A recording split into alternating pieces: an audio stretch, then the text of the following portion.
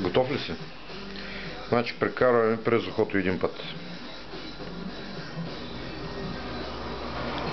Прекарваме втори път.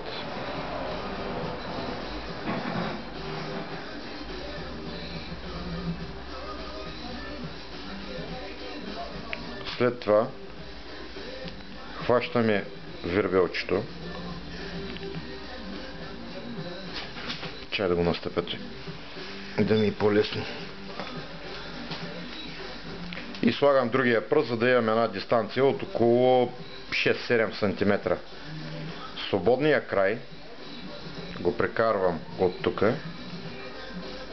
и през този пръст, за да се получи ухо. Значи от едната страна е единично, от другата страна се получава двойно ухо.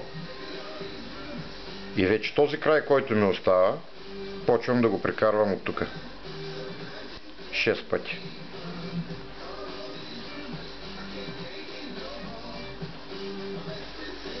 Два, 3,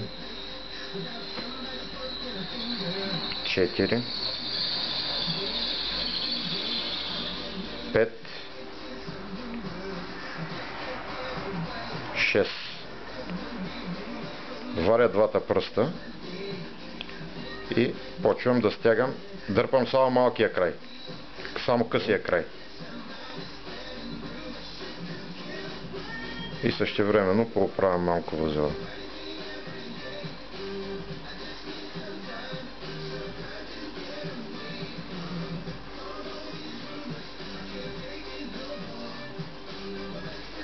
Ето, възелът е готов. И след това само го приползваме към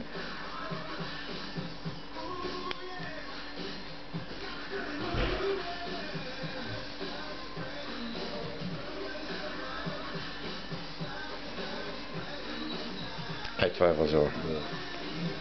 И свободния край го режем.